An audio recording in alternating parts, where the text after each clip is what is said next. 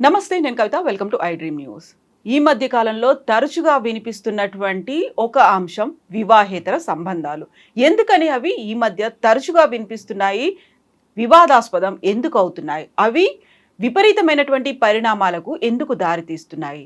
చంపడమో, ఆత్మహత్య చేసుకోవడమో ఇంత విపరీతంగా ఎందుకు పోకడలు వెళ్తున్నాయి? ప్రస్తుతం మనతో పాటుగా ఉన్నారు ప్రముఖ సైకాలజిస్ట్ డాక్టర్ విశేష్ గారు. విశేష్ గారు, నమస్కారం అండి. నమస్కారం. మనం గతంలో కూడా మాట్లాడుకున్నాం వివాహేతర సంబంధాల గురించి. అప్పుడు జరిగినటువంటి ఇన్సిడెంట్స్, సెలబ్రిటీలకు సంబంధించినవి, కామన్ మ్యాన్ ఎవరైనా పర్లేదు, జరుగుతున్నటువంటి ఇన్సిడెంట్స్ అనేవి ఆ ఫ్యామిలీ రోడ్డున పడుతోంది. దాంతో పాటుగా వాళ్ళు ఆత్మహత్య చేసుకుంటున్నారు, లేకపోతే ఎదుటి వాళ్ళని చంపేంతగా. ఇప్పుడు latest example episode Kannada super star దర్శన్కి సంబంధించి. ఎందుకంత ఎక్స్ట్రీమ్ దాకా వెళ్తున్నారు? ఇది ఇప్పుడు కొత్త ఏం కాదు మేడం. గతంలో రాజుల టైంలో జరిగిన యుద్ధాలన్నీ కూడా స్త్రీల కోసమే కదా. మహాభారతం దగ్గర నుంచి మొదలు పెట్టుకుంటే, రామాయణం దగ్గర మొదలు పెట్టుకుంటే స్త్రీల కోసం యుద్ధాలే కదా. సో ఎప్పుడు కూడా క్రైమ్ ఎప్పుడు కూడా చాలా సందర్భాల్లో crime either it should be for money or women or power. ఈ మూడిట్లు దేనికి దానికి సంబంధించిందే క్రైమ్ జరుగుతుంది. సో ఉమెన్ పట్ల, ఉమెన్ అనగానే ఒక పొసెసివ్నెస్ ఉంటుంది మనిషికి. ఓకే, నా మనిషి అనే ఒక పొసెసివ్నెస్ ఉంటుంది. నా ఆస్తి మీద వేరే వాళ్ళు కన్నేస్తే నాకు ఎలాగైతే కోపం వస్తుందో, నా మనిషి అనుకున్న ఉమెన్ పైన, అమ్మాయి పైన కన్నేసినా కానీ అదే కోపం వస్తుంది. So that is the reason for Darshan and Pavitra issue. ఇప్పుడు దర్శన్ అనే వ్యక్తి ఛాలెంజింగ్ స్టార్ అనేది ఒక పేరు ఉంది ఆయనకు. ఓకే, ఆయన వివాహ బంధంలో ఉంటూ కూడా పవిత్ర గౌడతో ఆమె రిలేషన్షిప్లో ఉన్నాడు. అంటే అక్కడ అర్థం చేసుకోవాల్సింది మనం ఇక్కడ రెండు విషయాలు మనం ఆలోచించాలండి. ఒకటి మోరల్, ఇంకొకటి legal. Two things are different. Okay, మోరల్గా అతను చేసేది తప్పు, వివాహ బంధంలో ఉంటూ వేరొకరితో వైవాహికత సంబెట్టుకుని తప్పు. లీగల్గా that is not a crime. అవును, it's not a crime. So ఆ విషయంలోనే అంతకుముందు దర్శన్ భార్య కేసు పెట్టింది. ఆయన 14 రోజులు రిమాండ్కి కూడా వెళ్ళొచ్చాడు. అంటే హీఈస్ మోర్ అటాచ్డ్ టు పవిత్ర గౌడ అనేది మనకు అర్థమవుతుంది. మోర్ దెన్ హర్ హిజ్ వైఫ్తో కంటే కూడా పవిత్ర గౌడతో ఎక్కువ రిలేషన్షిప్లో ఉన్నాడు, ఎక్కువ ఆమెతో ఇంటెన్సివ్ రిలేషన్షిప్లో ఉన్న విషయం మనకు అర్థమవుతుంది. సో ఎప్పుడైతే ఆ ఇంటెన్సివ్ రిలేషన్షిప్లో ఉన్న వ్యక్తికి సంబంధించి చెడు కామెంట్స్ చేయడం కానీ, ఫొటోస్ పంపించడం కానీ, ఆ రేణుకా స్వామి కదా అతని పేరు, అతను పంపించినప్పుడు అతని పైన కోపం రావడం సహజం. కోపం రావడం, ఎవరికైనా కోపం వస్తుంది. కాకపోతే ఆ కోపం ఎట్లా ఎక్స్ప్రెస్ చేశాడు, ఆ కోపాన్ని ఏ స్థాయిలో తీసుకెళ్ళాలనేదే క్రైటీరియా. ఇక్కడ ఎటువైపు దారితీసిన క్రైటీరియా. ఇప్పుడు కోపం వస్తే ఏం చేస్తారు? ఎవరైనా కానివ్వండి, తిడతారు, ఫోన్ చేసి తిడతారు, లేకుంటే గొడవ పడతారు, అక్కడితో ఆగిపోతుంది. ఇక్కడ అతను ఎక్స్ట్రీమ్ స్టెప్కి వెళ్ళిపోయాడు. ఎక్స్ట్రీమ్ స్టెప్కి వెళ్ళి అతన్ని 10 మందితోనో 14 మందితోనో కలిసి దారుణంగా కొట్టడం వల్ల అతను చనిపోయాడు. ఆ శవాన్ని కూడా మాయం చేయలేదో ప్రయత్నం చేశారు, మొత్తానికి దొరికాడు.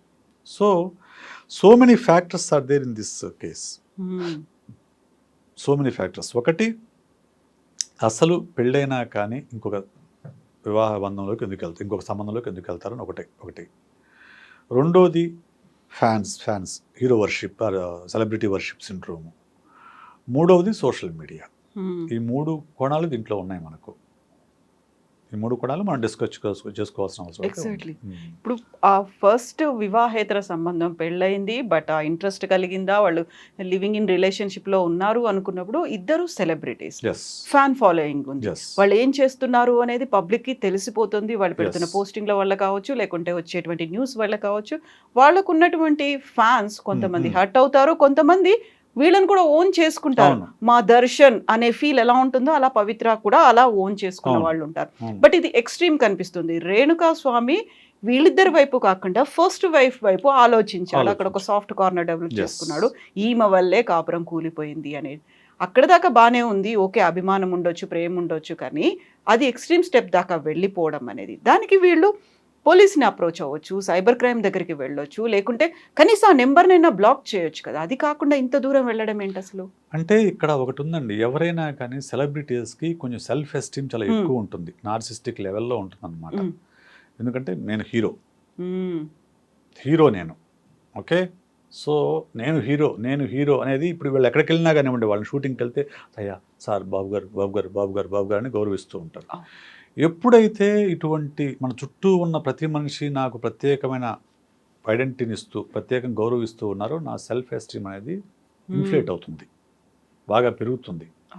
పెరిగినప్పుడు దానికి దెబ్బ కొట్టే ఏ పనైనా కానివ్వండి నా ఈగోని దెబ్బ కొడుతుంది. సో ఇప్పుడు ఏమవుతుంది, సపోజ్ పవిత్ర కూడా నన్ను పెద్ద హీరో అంటావు, నన్ను ఇంతగా హెరాస్ చేస్తున్న వాడు నువ్వేమీ చేయలేవా అనే ఒక మాట చాలు. ఆమె అందో లేదో నేను అంటలేదు, బట్ ఆమె దృష్టి తీసుకొచ్చింది కదా, తీసుకొచ్చినప్పుడు ఇగో హర్ట్ అయింది అతనికి. వీడేంటి నా ఫ్యాన్గా ఉంటూ నేను ప్రేమించిన ఆవిడకి అసభ్యమైన ఫొటోస్ పంపడం ఏంటి, మెసేజ్లు చేయడం ఏంటి అనేది ఇతను ఈగో హర్ట్ అయింది. హర్ట్ అయిన తర్వాత అతను ఇంకొక ఫ్యాన్ అప్రోచ్ అయ్యాడు. తన ఫ్యాన్స్ అసోసియేషన్లో ఇంకొక ఫ్యాన్ అప్రోచ్ అయ్యి వీడికి ఏదో బుద్ధి చెప్పాలని చెప్పాడు. వాడు మొత్తానికి ఒక గ్రూప్ క్రియేట్ అయ్యి అతన్ని కిడ్నాప్ చేసి అతన్ని కొట్టి, ఆ కొట్టడంలో చంపాలని కాకపోవచ్చు, ఎక్కువగా కొట్టడం వల్ల అతను చనిపోయాడు. ఆ ప్లేస్కి మళ్ళీ ఇద్దరు కలిసి వెళ్ళడం కూడా, ఏం జరుగుతుంది నిజంగా బుద్ధి చెప్పాలి అని ఈయన కూడా వెళ్ళి వాళ్ళతో కలిసి ఆయన్ని కొట్టడం అనేది. ఆయన కూడా ఇప్పుడు ఇందాక అక్కడ న్యూస్ చదివాను, ఆయన ఆ మర్మాంగాల పైన తనడం వల్లనే చనిపోయాడని చెప్పేసి విచారణ తెలియనట్లుగా న్యూస్ చదివాను. సో అంటే అతను రేణుకాస్వామి అతను ప్రైవేట్ పార్ట్స్ ఫొటోస్ పెట్టాడని న్యూస్లో వచ్చింది. సో అందువల్ల ఆ కోపంతో ఇతను అక్కడ బలంగా తనడం వల్ల అతను చనిపోయాడు అనేది. సో అది సో ఇదంతా ఏంటంటే ఎనీ సెలబ్రిటీకి ఒక ఇన్ఫ్లేటెడ్ సెల్ఫ్ ఉంటుంది అన్నమాట, ఇన్ఫ్లేటెడ్ ఈగో ఉంటుంది. నేను గొప్ప, మిగతా వాళ్ళకన్నా నేను భిన్నమైన వ్యక్తిని అనే ఒక ఇన్ఫ్లేటెడ్ ఈగో, ఇన్ఫ్లేటెడ్ సెల్ఫ్ ఉంటుంది అనమాట. దానికి దెబ్బ తగిలితే ఎవరు భరించలేరు వాళ్ళు. So that is the cause for this total crime.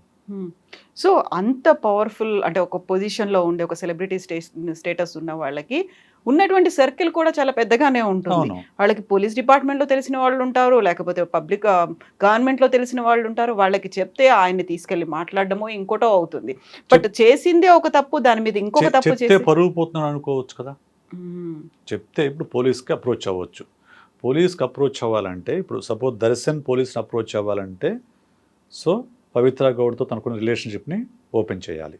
ఇప్పటివరకు వాళ్ళ రిలేషన్షిప్ తెలిసి ఓపెన్గా ఏం లేదు, హింసించుకున్నారు తప్ప ఓపెన్ రిలేషన్షిప్ కాదు. ఓపెన్ అవ్వాలి. ఓపెన్ అవ్వడంతో పాటు పవిత్రకి ఇలాంటి ఫొటోస్ పంపించాడని పోలీసులు చూపించాలి. అది అవమానం కదా, అది ఆమెకు అవమానం, ఆమెను ప్రేమిస్తున్న దర్శన్కి అవమానం కదా. అవమానం కాబట్టే పోలీసులకు కానీ ఇంకొక అప్రోచ్ కాకుండా తన ఫ్యాన్ అసోసియేషన్ ఇంకొక అతన్ని చెప్పాడు, మనకి ఇట్లా ఇబ్బంది పడుతున్నాడు, వీడికి మనం బుద్ధి చెప్పాలని చెప్పేసి. So that leads to this crime, this murder.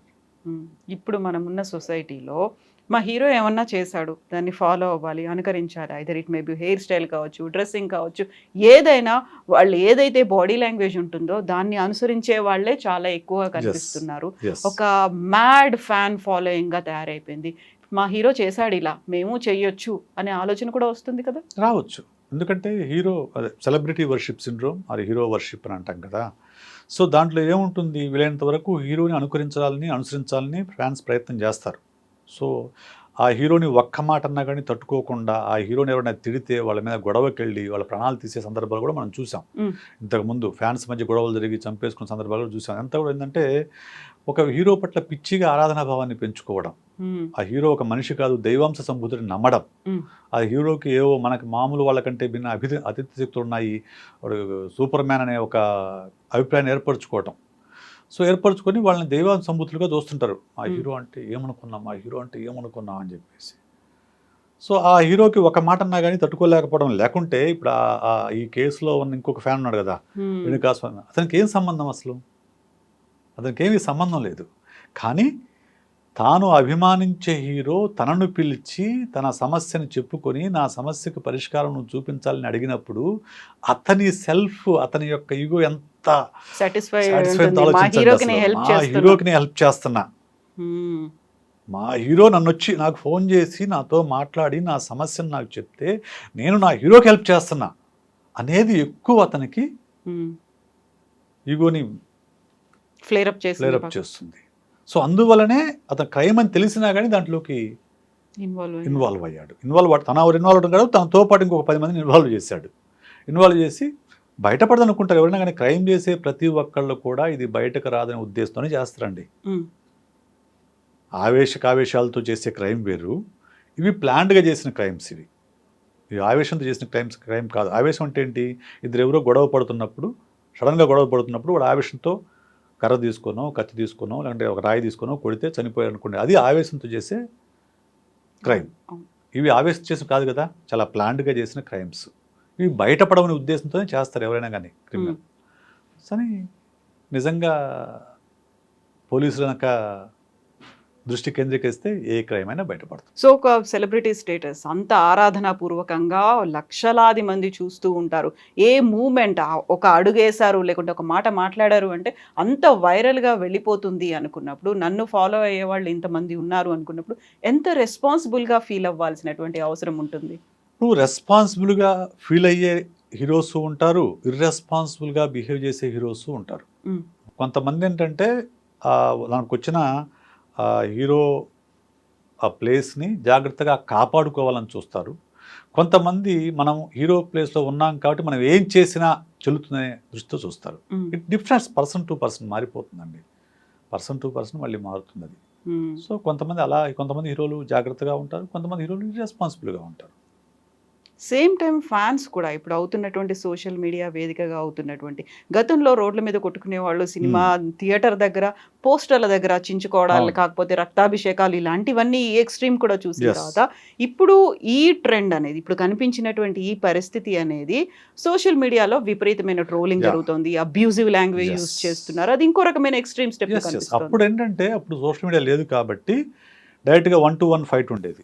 Hero cinema release అయినప్పుడు వాడు వచ్చేదో కామెంట్ చేస్తే వాడి మీద దాడి చేయటము ఇట్లాంటివి జరుగుతూ ఉండేవి. మేము చూసాము, మీరు చూసుంటారు. ఓకే, సో ఎక్కువగా ఇటువంటివి మిడిల్ లెవెల్ టౌన్స్లో జరుగుతాయి. సిటీస్లో పెద్దగా జరగవు. సిటీస్లో అలా అంతా జరగవు. టౌన్స్లో బాగా జరుగుతాయి ఇటువంటివి. ఎందుకంటే ఆల్రెడీ వాళ్ళు ఫ్యాన్ అసోసియేషన్, వీళ్ళ అసోసియేషన్ మధ్య వార్ నడుస్తూ ఉంటుంది. ఇంకా వెనక్కి వెళ్తే పోస్టర్ల పైన పేడ కొట్టుకునేవాళ్ళు. పేడలు కొట్టుకునేవాళ్ళు, మొహం కనిపించకుండా కవర్ చేసేవాళ్ళు. అక్కడి నుంచి ఇప్పుడు ఏమైందంటే సోషల్ మీడియా ఎప్పుడైతే వచ్చిందో ఇప్పుడు అవన్నీ అదృశ్యమైపోయి సోషల్ మీడియా ట్రోలింగ్ అనేది ప్రధానంగా ఇప్పుడు పాత్ర పోషిస్తుంది. తమకు నచ్చని హీరో సినిమా రిలీజ్ అయిందంటే దాన్ని విపరీతంగా ట్రోల్ చేయడం అనేది ఈరోజు నడుస్తున్న ట్రెండ్. సో అన్లైక్స్ కొట్టడము, కొంతమంది హీరోల యొక్క ట్రైలర్లకి, సినిమా పాటలకి, వీటికి అన్లైక్ కొట్టడము, లైక్ బదులు యూట్యూబ్లో అన్లైక్ కొట్టడం. సో అది కూడా మన మధ్యకాలంలో ఐ థింక్ అల్లు అర్జున్ అనుకుంటా అటువంటి ట్రెండ్ ఏదో నడిచింది. అల్లు అర్జున్ సినిమా వీడియోలకు అన్లైక్ కొట్టడం అనే ట్రెండ్ ఏదో నడిచింది. సో అది ఈరోజు నడుస్తున్న ట్రెండ్. ఎందుకంటే దానివల్ల ఏమవుతుంది, ఇప్పుడు ప్రతి హీరో కూడా సోషల్ మీడియాలో ఉంటున్నారు. మ్యాక్సిమం హీరోలు అందరూ కూడా వాళ్ళకుండే ఫాలోయింగ్ని బట్టి ఓకే మనకింత స్టార్డమ్ ఉంది అని వాళ్ళకు ఒక అంచనా వస్తుంది. ఓకే, సో దానివల్ల ఏమవుతుంది, వాళ్ళు కూడా దాన్ని టేక్ టు గ్రాంట్ లాగా తీసుకుంటారు. అంటే మనకు ఓకే మనకింత ఇన్ని మిలియన్ ఫాలోవర్స్ ఉన్నారు, ఓకే ఐఎమ్ గ్రేట్. మనము ఎంత అనుకున్నా కానీ మేడం, మన చుట్టూ ఉండే పరిస్థితులు, మనతో మాట్లాడే వ్యక్తులు, మన చుట్టూ ఉన్న వాతావరణము, మనకున్న ఫ్యాండము, ఇవన్నీ కూడా మనిషిలో ఖచ్చితంగా ఈగోని పెంచుతాయి. వాటిని కంట్రోల్ చేసుకోవటమే ఇక్కడ. కంట్రోల్ చేసుకున్నవాడు మంచి మనిషిగా గుర్తింపు పొందారు. కంట్రోల్ చేసుకోలేనివాడు ఇదిగో దర్శనంలాగా చిక్కుల్లో పడతారు. సో ఇందులోనే అసలు కాంపిటీషన్ అనేది విపరీతంగా ఉంటుంది. ఈ ఫ్యాన్స్ చేస్తున్నటువంటి ఈ అన్నెసెసరీ హైప్ క్రియేట్ చేస్తున్నటువంటి ఈ రక్కస్ వల్ల కూడా ఒకరి ఫిల్మ్ హిట్ అయిపోయింది, లేకుంటే ఇంకొకరిది రికార్డ్స్ క్రియేట్ చేస్తుంది అనుకున్నప్పుడు కూడా అక్కడ ఈగోస్ అనేవి ఇంకా విపరీతంగా పెరిగిపోతుంటాయి. ఆ టైంలో ఇలాంటి ఇన్సిడెంట్, వ్యక్తిగతమైనటువంటి విషయాలకు సంబంధించి బహిరంగంగా మాట్లాడుకోవడం, చర్చించడం, లేకుంటే అన్కంట్రోల్డ్గా వాటిని పోస్ట్ చేయడం, ఇవన్నీ కూడా లేకుండా ఉండాలంటే అంటే ఇది ఫస్ట్ పాయింట్, సోషల్ మీడియా ఎవరి కంట్రోల్లో ఉండదండి. ఎవరి కంట్రోల్లో ఉండదు. సో ఎవరికి నచ్చిందో వాడు పోస్ట్ చేస్తాడు. కొంతవరకు ఆ హీరోలు కంట్రోల్ చేయొచ్చు. ఎలా చేయొచ్చు? ఆ హీరోలు బాబు నాకు సంబంధించి వేరే హీరోలపైన కానీ హీరోయిన్లపైన కానీ నా ఫ్యాన్ అని చెప్పుకుంటూ మీరు అసభ్యమైన కామెంట్స్ చేస్తే మాత్రం అది మర్యాదగా ఉండదు. నాకు చెడ్డ పేరు తీసుకురావద్దని పబ్లిక్గా అప్పీల్ చేసినప్పుడు 1-2 సార్లు అప్పీల్ చేసినప్పుడు ఆ హీరోకి సంబంధించిన ఫ్యాన్స్ ఓకే మన హీరో ఇలా ఉండాలని కోరుకుంటున్నాడు అని దాన్ని ఫాలో అవడానికి ప్రయత్నం చేస్తారు. కొన్ని సందర్భాల్లో ఏమవుతుంది, హీరోలే ఎంకరేజ్ చేస్తారు అవతల వాళ్ళని ట్రోల్ చేయడాన్ని, హీరోలే ఎంకరేజ్ చేస్తారు. సో అటువంటి ఎంకరేజ్ చేసే హీరో దొరికినప్పుడు ఖచ్చితంగా అది ఒక ట్రోలింగ్ ఫ్యాక్టరీగా మారుతుంది. వాళ్ళు దాన్ని అడ్వాంటేజ్గా తీసుకుంటారు. హీరో ఒకందుకు చెప్తే వాళ్ళు ఇంకొకందుకు ఇంకో రకంగా ట్రోలింగ్ చేస్తారు, విపరీతంగా అసభ్యమైన కామెంట్స్ పెడతారు. ఇవన్నీ కూడా రకరకాలుగా జరుగుతూ ఉంటాయి. ఒకటి ఎవరైనా కానివ్వండి, హీరో అయినా హీరోయిన్ అయినా మామూలు వ్యక్తి అయినా సెలబ్రిటీ అయినా పొలిటీషియన్ అయినా ఎవరు కూడా చట్టానికి అతీతులు కారు అనే విషయం గుర్తుంచుకోవాలి. మనందరము కూడా నీకెంత హీరో వర్షిప్ ఉన్నా నీకెంత ఫాలోయింగ్ ఉన్నా కానీ నువ్వు చట్టం ముందు సామాన్యుడివే. నీకున్న స్టార్డమ్ గురించి కొంతకాలం తప్పించుకోవడమే కానీ దొరికిన తర్వాత మాత్రం చట్టం నిన్ను మామూలు మనిషి ట్రీట్ చేస్తుంది. విశేష్ గారు, ఇప్పుడు ఈ ఇన్సిడెంట్కి సంబంధించి చూసుకుంటే కేవలం దర్శన్ పవిత్ర ఫ్యామిలీ మాత్రమే కాదు, దర్శన్ ఫస్ట్ వైఫ్తో పాటుగా ఇప్పుడు చనిపోయినటువంటి రేణుకా స్వామికి సంబంధించినటువంటి ఫ్యామిలీ కూడా, తను క్యారీయింగ్, తనకు 3rd month వైఫ్ ఉంది, ఇవన్నీ అనుకున్నప్పుడు ఇన్ని ఫ్యామిలీస్ అనేవి ఇప్పుడు డిస్టర్బ్ అయిపోయాయి. ఇన్ని ఆలోచిస్తే ఈ క్రైమ్ జరగదు అక్కడ దాకా పోదు కదా. ఇప్పుడు కూడా ఆవేశంలో ఉన్నప్పుడు ఇవేవి గుర్తుకు రావు, ట్రిగ్గర్ అవుతారు మనుషులు. ట్రిగ్గర్ అయినప్పుడు ఇవేవి గుర్తుకు రావు. సో ఎమోషనల్ ఇంటెలిజెన్స్ ఒక పుస్తకం ఉంది, దాంట్లో ఫస్ట్ కోట్ ఇదే ఉంటుంది, అరిస్టాటిల్ చెప్పింది. మనుషులందరికీ కోపం వస్తుంది, కాకపోతే దాన్ని ఎప్పుడు ఎక్కడ ఎంత మేరకు ప్రదర్శించాలనేదే విజ్డమ్, అదే విచక్షణ, అదే విజ్డమ్, అదే విచక్షణ, అదే విఘ్నత. కోపం అందరికీ వస్తుంది, ఆ కోపాన్ని ఎలా ప్రదర్శించాలి, ఎంత ప్రదర్శించాలి అది తెలిసిన వాళ్ళే ఎమోషన్ చేస్తున్నట్లు, లేని వాళ్ళు ఇలా ట్రిగ్గర్ అయిపోతారు. దర్శన్కి ఇది కొత్త కూడా కాదు, దర్శన్కి ఇది కొత్త కూడా, అతను అగ్రెసివ్ కైండ్ ఆఫ్ పర్సన్ అనే విషయం మనకు ఇంతకుముందు కూడా ప్రూవ్ అయింది. ఇంతకుముందు కూడా వైఫ్ విషయంలో గొడవ పట్టము, ఆమె కేసు పెడితే అతను జైలుకి వెళ్ళటము, ఇటువంటి కొన్ని 2-3 ఇన్సిడెంట్స్ మనం వార్తల్లో కనిపిస్తూ ఉన్నాయి. సో అతను ట్రిగ్గర్ అయ్యాడంతే, తన ప్రియురాలికి అసభ్యకరమైన చిత్రాలు పంపించడమే ట్రిగ్గర్ అయ్యాడు. ట్రిగ్గర్ అయ్యి బుద్ధి చెప్పాలనుకున్నాడు, అది వికటించింది అంతే. సో ఇప్పుడు మళ్ళీ పవిత్ర ఆలోచన మొదలుపెట్టినట్టు ఆ న్యూస్ కూడా వస్తున్నాయి, నేను ఈ విషయం తనతో షేర్ చేసుకోకుండా ఉంటే బాగుండేది, ఇంత దూరం రాకపోయేది, దాన్నే ఇంకో రకంగా డీల్ చేస్తే అయిపోయేది కదా. అయిపోయేదండి. ఇప్పుడు ఆమె అతనికి చెప్పకపోతే ఇష్యూ లేదు, ఆమె చెప్పితే అతను దాన్ని పోలీస్ కేసు పెట్టినా ఇష్యూ లేదు. కానీ ఇవన్నీ చేయడానికి పోలీస్ కేసు పెట్టాలంటే ఇవన్నీ బయట పెట్టాలి. ఆ ఫొటోస్, అతను ఎలాంటి ఫోటోలు పంపించాడు, మీకు ఎలాంటి మెసేజ్ ఇచ్చాడు, ఇవన్నీ బయట పెట్టాలి కదా. బయట పెడితే అప్పుడు మళ్ళీ అవమానం కదా, నేను ఎందాక చెప్పింది అదే, అవమానం ఫీల్ అవుతారు. ఇప్పుడు ఒక ఎందుకు కింది స్థాయి వాళ్ళు ఈజీగా రోడ్డు మీదకి వచ్చి గొడవ పడతారు, ఎందుకు ఉన్నత వర్గాల వాళ్ళు రోడ్డు మీదకి వచ్చి గొడవ పడరు చెప్పండి? పరువు పోతుందని, అంతే కదా. మరి కింద స్థాయిలకు ఉన్నదా పరువు? ఎగ్జాక్ట్లీ ఉంటుంది, వాళ్ళకి కూడా పరువు ఉంటుంది, కాకపోతే డోంట్ కేర్ అబౌట్ ఇట్. ఇక్కడ వాళ్ళు ఎక్కువ దాని గురించి ఆలోచించుకుంటారు. మన తమ ఇమేజ్ ఎక్కడ సొసైటీలో ఇమేజ్ ఒక హీరోకి లేకపోతే ఒక హీరోయిన్కి ఇలాంటి మెసేజ్లు పంపించారు, ఇలా హెరాస్ చేస్తానని చెప్తే ఇమేజ్ దెబ్బతింటుంది. ఆ ఇమేజ్ కాపాడుకోవటం కోసం ఏ స్థాయికైనా వెళ్తారు వాళ్ళు. అందులో భాగమే ఇది జరిగింది. సో ట్రోలింగ్కి సంబంధించి కూడా మనం గతంలో చాలాసార్లు ఎన్నో విషయాల గురించి విన్నాం. మనం మీటూ మూమెంట్ దగ్గర నుంచి ప్రతిదీ కూడా సోషల్ మీడియా వేదికగా షేర్ చేసుకుంటే దానికి ఒక సొల్యూషన్ వచ్చింది, లేకపోతే దానికి సంబంధించి ఒక పాజిటివ్ రెస్పాన్స్, ఒక నెగటివిటీ మీద వచ్చినటువంటి పాజిటివ్ రెస్పాన్స్, లేకుంటే దాన్ని ఎలా ఏం చేయాలి అనేది వచ్చినప్పుడు ఇంత పీక్ స్టేజ్లో అవుతుంది అనుకున్నప్పుడు ఈ ట్రోలింగ్స్ అనేది కంట్రోలింగ్ మెథడ్ అనేది ఎక్కడ ఉంటుంది, ఏం జరగాలి?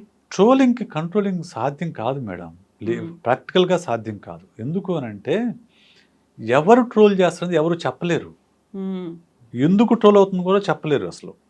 ట్రోల్ అనండి, వైరల్ అనండి, పాజిటివ్ అయితే వైరల్ అంటున్నాము, నెగిటివ్ అయితే ట్రోల్ అంటున్నాము. అసలు ఒక ఇష్యూ ఎందుకు వైరల్ అవుతుందో, ఒక ఇష్యూని ఎందుకు ట్రోల్ చేస్తారో ఎవరు చెప్పలేరు. మనం వైరల్ అయ్యే విషయాలు తీసుకుందాం. మనం ఆ మధ్యకాలంలో ఒక అమ్మాయి ఇట్లా పిస్టల్ పేల్చింది, ఒక ఇది ఉంటుంది ఇట్లా కన్నుగొట్టి, ఎందుకు వైరల్ అయింది అది? ఎవరి రీజన్ ఏమైనా ఉందా? అటువంటి పనులు ఎప్పుడు ఎవరు చేయలేదా? చేశారు, కానీ వైరల్ అయింది అంతే. అలాగే ఆ మధ్యకాలంలో ఏదో ఒక సాంగ్ బాగా వైరల్ అయింది, ఒక అతను కికీ సాంగ్ అనేది కూడా ఒకటి వచ్చింది, రకరకాల వైరల్ అవుతుంటాయి. ఎందుకు వైరల్ అవుతాయంటే నో వన్ నోస్, ఎవరికి తెలియదు అది. సో అలాగే ట్రోలింగ్ కూడా అంతే, ఎక్కడో ఎవరో ఒకరు మొదలు పెడతారు, ఆ మొదలుపెట్టిన ప్రతి ఒక్కటి ట్రోలింగ్ కాదు. కొన్ని ఏమవుతాయంటే అందరూ నిజమే కదా సరదాగా ఉంది ట్రోల్ చేద్దాం అటు షేర్ చేస్తారు, ఇంకా అక్కడి నుంచి అది ట్రోలింగ్ కింద మారిపోతుంది. సో అవతల వాళ్ళు ఎంత సఫర్ అవుతారు, ఎంత బాధపడతారు, వాళ్ళు ఎంత ఆవేదన చెందుతారు అనే విషయం ఎవ్వరూ ఆలోచించరు. ఎప్పుడూ కూడా చాలా సందర్భాల్లో హాస్యం అనేది అవతల వాడి బాధలోంచి వస్తుంది. అవతల వాళ్ళు బాధపడుతుంటే చూసి నవ్వుకోవడమే చాలా సందర్భాల్లో హాస్యం అవుతుంది. సో అదే ట్రోలింగ్లో కూడా అదే రీజన్. ట్రోలింగ్లో కూడా జరిగేది అదే, వాళ్ళు బాధపడుతున్నారు అనేది వీళ్ళకి ఆనందాన్ని ఇస్తుంది. సో ఈ మొత్తం ఎపిసోడ్లో ఎవరి దగ్గర తప్పు జరిగింది, ఎవరు తమని తాము కంట్రోల్డ్గా ఉంచుకోవాల్సినటువంటి అవసరం ఉండింది ఎదుటి వాళ్ళని బ్లేమ్ చేయకుండా? ఒకటి, ఆ రేణుకా స్వామి అనే అభిమాని తన కంట్రోల్లో ఉంచుకోవాల్సింది. ఎందుకంటే అది దర్శన్కు అతని వైఫ్కు సంబంధించిన విషయం. ఓకే, నువ్వు ఎవడి జోక్యం చేసుకోవడానికి, నీకేం సంబంధం అసలు? ఓకే, ఆమెకు అన్యాయం జరిగితే ఆమె ఫైట్ చేయలేదా, ఆమె పేరెంట్స్ లేరా, లేకుంటే జరుగుతుంది కదా. సో నువ్వు జోక్యం చేసుకున్నావు, జోక్యం చేసుకొని సరే ఆమె తరపున నిలబడడం కూడా తప్పు కాదు. సరే, తన ఫేవరెట్ హీరో, తన అభిమాన నటుడు అతని భార్యకి అన్యాయం జరుగుతుంది, నా హీరో సకల సద్గుణ పురుషుడుగా ఉండాలని కోరుకొని నువ్వు అతని వైఫ్కి సపోర్ట్ చేస్తే తప్పులేదు. కానీ అందుకు కారణమైన ఇంకొక మహిళకు అసభ్యమైన కామెంట్స్ పెట్టడం, ఆమెకు అసభ్యమైన మెసేజ్లు పెట్టడము, అసభ్యమైన ఫొటోస్ పంపించడం అనేది తప్పు కదా, లీగల్గా తప్పే కదా. ఫస్ట్ అక్కడ. 2, పవిత్రకు చాలా స్పష్టంగా తెలుసు దర్శన్కి మ్యారేజ్ అయిందని, పిల్లలు ఉన్నారని చాలా స్పష్టంగా తెలుసు. తెలిసి కూడా ఆమె రిలేషన్షిప్లోకి ఎంటర్ అయింది. అయిందంటే she should be ready for any complications ఆమె సిద్ధమయ్యే రెడీ అవ్వాలి, అంతే కదా. నీకు లీగల్గా అది ప్రాబ్లం కాకపోయినా కానీ నీకు చాలా ఇష్యూస్ ఉంటాయి దాంట్లో, వైవాహికత సంబంధం చాలా ఇష్యూస్ ఉంటాయి. వాటన్నిటినీ పరిష్కరించుకోవడానికి చాలా టైం పట్టవచ్చు, లేకపోతే మెంటల్ స్పేస్ ఆక్యుపై చేస్తుంది, మెంటల్ ఎనర్జీ ఆక్యుపై చేస్తుంది, ఇటువంటి ప్రాబ్లమ్స్ క్రియేట్ కావచ్చు. ఆమె కంట్రోల్ చేసుకోలే. బహుశా ఇంత పెద్ద హీరో నాకు బాయ్ ఫ్రెండ్ అయ్యాడని చెప్పేసి ఆమె కూడా ఒక సపోర్టింగ్ సిస్టమ్ లా ఉంటుంది, ఇండస్ట్రీలో పనికొస్తుంది అనే ఉద్దేశంతో ఆమె కూడా రిలేషన్షిప్లోకి ఎంటర్ అయింది. గుడ్, ఆమె 2వ తప్పు. 3వది దర్శన్ కూడా ఓకే. ఇప్పుడు ఒక పర్సన్ ఒక వయసులో మ్యారేజ్ చేసుకున్న తర్వాత ఇంకొక వయసు పెరిగిన తర్వాత ఆమె తనకు సరిపోదు అనుకున్నప్పుడు ఆమెకు డైవోర్స్ ఇచ్చి వేరే రిలేషన్కి వెళ్ళటం తప్పు కాదు లీగల్గా, రైట్. కానీ నువ్వు భార్య ఉండగానే వేరే రిలేషన్షిప్కి వెళ్ళావు పవిత్రతో, ఓకే దట్ ఈజ్ ఓకే, అది కూడా లీగల్గా తప్పు కాదు. మోరల్గా తప్పు అయినా కానీ లీగల్గా తప్పు కాదు, రైట్, ఓకే. కానీ ఆమె వచ్చి నీకు చెప్పగానే నువ్వు దాన్ని పోలీసుల దృష్టి తీసుకెళ్తే అయిపోయి ఉండేది. లేదు, ఎవరన్నా తనకు తెలిసిన పెద్ద మనుషులు తీసుకెళ్ళి వీడెవడో అలా చేస్తున్నట్టు చూడండి అని చెప్తే సరిపోయి ఉండేది. అలా కాకుండా నువ్వు దాన్ని పిలిచి కొట్టాలి అనుకోవడం వల్ల అగ్రెసివ్నెస్, ఇంపల్సివిటీ అంటాం దీన్ని సైకలాజికల్ టర్మ్స్లో. అంటే తన ఫీలింగ్స్ని కంట్రోల్ చేసుకోలేకపోవడం. ఆ కంట్రోల్ చేసుకోలేనప్పుడే ఇటువంటివి జరుగుతాయి. కంట్రోల్ చేసుకోగలిగితే గొడవ ఏముండదు. ఎమోషన్ కంట్రోల్ చేసుకున్నప్పుడు ఏమవుతుంది, దాడులు చేస్తారు. ఆ దాడుల్లో తగలరాని చోట తగిలినప్పుడు ప్రాణం పోతుంది. ప్రాణం పోయిన తర్వాత అప్పుడు వాళ్ళకు మళ్ళా ఒకసారి అవేర్నెస్లోకి వస్తారనమాట. తప్పు జరిగిపోయి దీన్ని ఏం చేయాలి, కప్పిపుచ్చాలి. ఎలా అవుతారు, కప్పిపుచ్చే ప్రయత్నాలు చేస్తారు. కొన్నిసార్లు అది ఎవరు గుర్తించకుండా అట్లా అయిపోతుంది. సరే, ఈ కేసులో అది బయటపడింది. సో భయం అనేది కూడా ఉంది అందులో, ఎక్కడ డిస్పోజ్ చేయాలి అనే దాంట్లో అంత దూరం తీసుకెళ్తామో లేదో అనేది ఉంది. అంతే కదా, భయం ఉంటుంది, ఖచ్చితంగా ఉంటుంది. ఆవేశంలో ఉన్నప్పుడు భయం ఉండదు, కానీ ఆవేశంలో ఉండి క్రైమ్ చేసిన తర్వాత ఖచ్చితంగా భయం వచ్చేస్తుంది. ఎందుకంటే చట్టం నుంచి తప్పించుకోవాలి కదా, చట్టం ఉంటుంది, మనల్ని చూస్తూ ఉంటుంది. ఎవరైనా దీన్ని కంప్లైంట్ చేయొచ్చు, లేకుంటే పోలీసులు ఎంక్వైరీ చేయొచ్చు, ఈ మనిషి గురించి మనం అరెస్ట్ అవ్వచ్చు, మన ఇమేజ్ మళ్ళీ ఇమేజ్కి వస్తుంది, మళ్ళీ ఇమేజ్ దగ్గరికి అక్కడికి వచ్చేది కూడా. సో ఇమేజ్ దెబ్బతింటుంది, మన స్టార్డమ్ పోతుంది, లేకుంటే ఇవన్నీ ఉంటాయి. సో ఆ భయం వల్లే ఆ శవాన్ని దాచేయడానికి ప్రయత్నం చేశారు. బట్ అన్ఫార్చునేట్లీ బయటపడింది. దర్శన్ జైలుకి వెళ్ళాల్సి వచ్చింది. దర్శన్, పవిత్ర, ఇంకో 10 మంది, మొత్తం 15 మంది ఏమో జైలుకి వెళ్ళారు. సో మెయిన్గా మనకు కనిపిస్తున్నది ఈ 4 ఫ్యామిలీ కాదు, వెనకాల దీనికి సంబంధించి ప్రత్యక్షంగా పరోక్షంగా అన్నీ చేసినటువంటి ఎప్పుడు ఒకటి గుర్తుపెట్టుకోవాలి మేడం, ఎమోషన్స్ లేకపోవడము సమస్య, ఉమ్, ఎపతి అంటాం. ఎమోషన్స్ ఎక్కువగా ఉండడము సమస్య, లేకపోవడము సమస్య, ఎక్కువగా ఉండడము సమస్య. మధ్యలో బ్యాలెన్స్గా ఉన్నవాడే మానసికంగా ఆరోగ్యంగా ఉన్నట్టు లెక్క. సో మీరైనా, నేనైనా, దర్శన్ అయినా, మరొక వ్యక్తి అయినా కానీ లైఫ్ని బ్యాలెన్స్డ్గా నడుపుకోవడమే చేయాల్సింది. ఆ బ్యాలెన్స్ తప్పినప్పుడు ఖచ్చితంగా ఇటువంటి సమస్యలే వస్తాయి. ఎస్ విశేష్ గారు, థ్యాంక్ యూ సో మచ్ అండి. Thank you.